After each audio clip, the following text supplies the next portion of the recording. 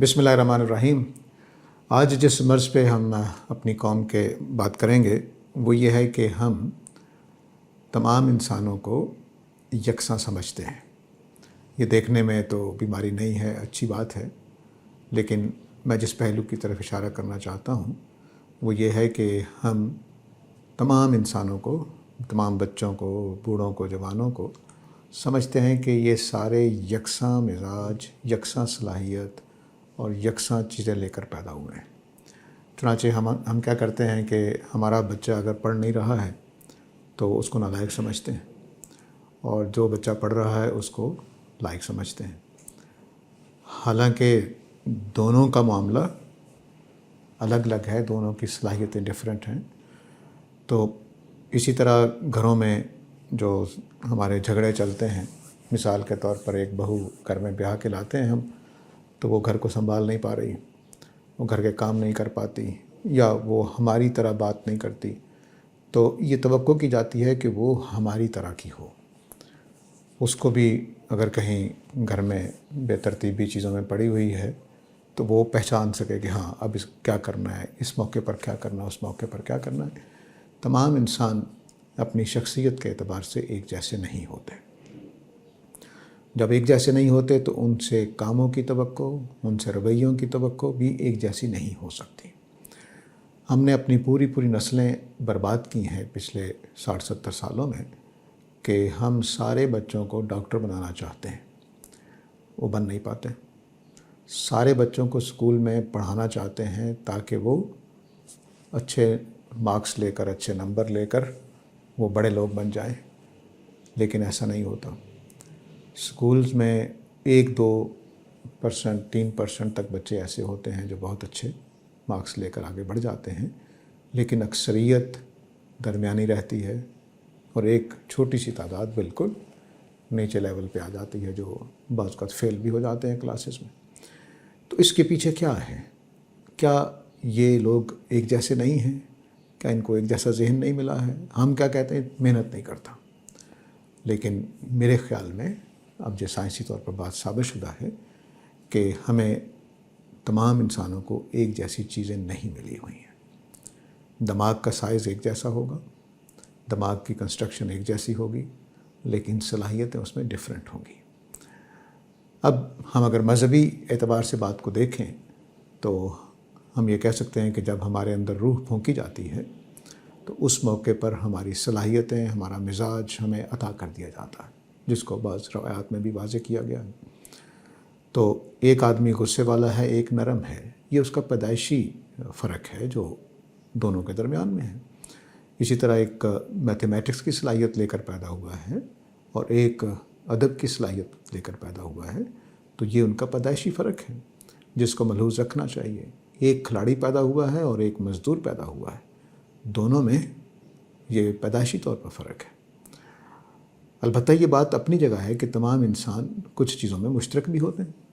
मसलन उनका जो सोच समझने का तरीक़ा है, उनके जो जज्बात हैं, उनके जो एहसासात हैं, वो मिलते जुलते होते हैं। वो बात मुझे भी बुरी लगेगी जो आपको बुरी लग रही है, लेकिन इसमें भी दर्जे का फ़र्क हो सकता है। एक आदमी को वही बात इतनी बुरी ना लगे कि वो गुस्से में आ जाए, और दूसरे को वही बात इतनी बुरी लगे कि वो सर फोड़ने पे आ जाएगा। तो ये सब कुछ जो कुछ है, ये हमारे और तमाम इंसानों के दरमियान में जो फ़र्क है उसकी वजह से है। लेकिन हम चूँकि अपने मामलात में, मैं इसको मर्ज़ के तौर पर लेके चल रहा हूँ, तो मुआशरे में जो ख़राबियाँ हम पैदा करते हैं वो इस शऊर के ना होने की वजह से होती हैं। तवक्कुआत, लोगों के ऊपर गिले शिकवे, ये सारी की सारी चीज़ें हम इस तरह से कर रहे होते हैं कि मैं जैसा हूँ वैसे ही दूसरे होंगे। ये दुरुस्त तसव्वुर नहीं है। तमाम इंसान अपनी फ़ितरत में एक जैसे हैं, लेकिन उनको जो चीज़ें मुख्तलिफ़ दी गई हैं उनका मैं एक हल्का सा तारुफ यहाँ कराना चाहूँगा, ताकि हम इस चीज़ को समझ सकें कि हमें इस मर्ज़ में से निकलना कैसे है। पहली चीज़ जो समझने की है वो मिजाज की है।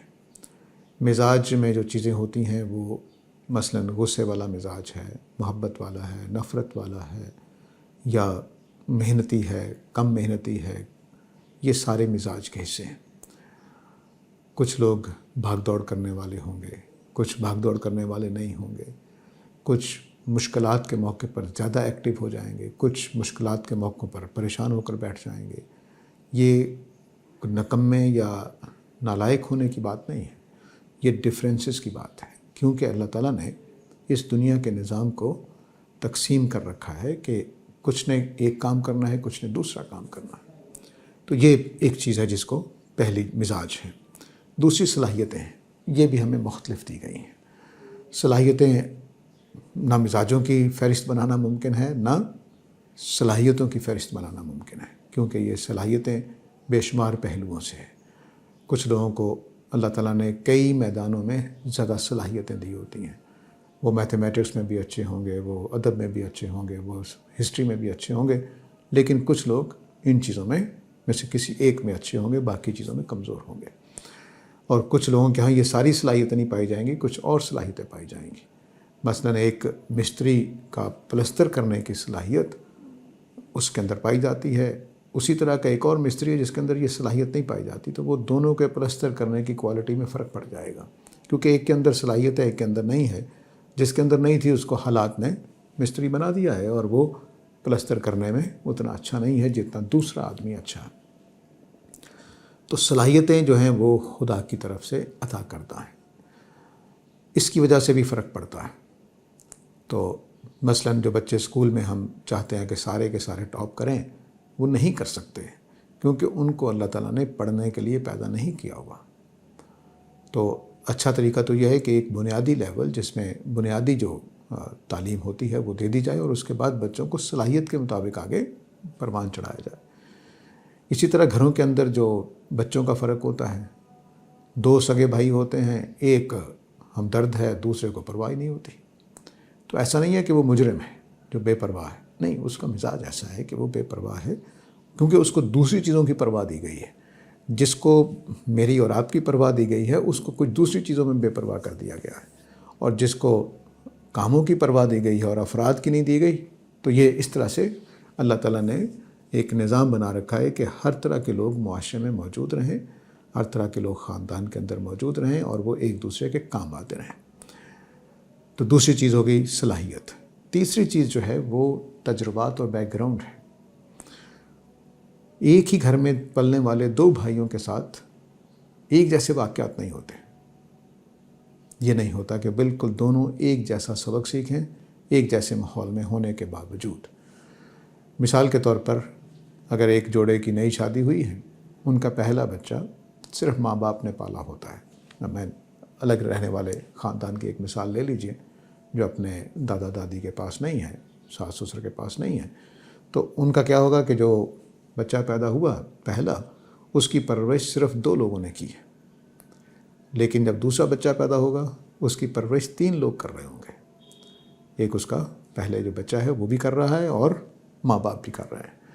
تو اس لیے اس کے تجربات ڈیفرنٹ ہو جائیں گے.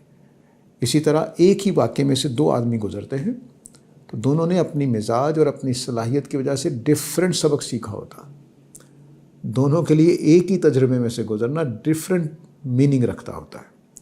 تو مثال کے طور پر اگر میں کلاسز میں جب بچوں کو پڑھا رہا ہوتا ہوں تو ہوم ورک دوں، تو ایک ہی ہوم ورک ایک ہی طریقے سے پڑھائے ہوئے مضمون کے اندر سے جواب مختلف آتے ہیں.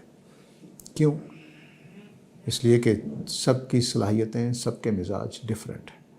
اور اب جو تجربات میں سے وہ گزر رہے ہیں ایک ہی کلاس روم میں، تو ان تمام لیسنز کو، ان تمام واقعات کو وہ ڈیفرنٹ میننگ میں لے رہے ہیں.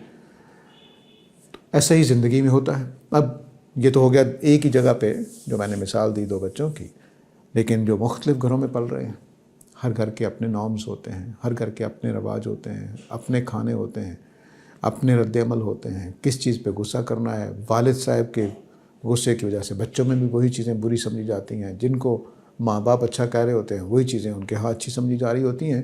اور عین ممکن ہے کہ ایک چیز ہمارے گھر میں اچھی سمجھی جا رہی ہو، دوسرے گھر میں وہ اچھی نہ سمجھی جا رہی.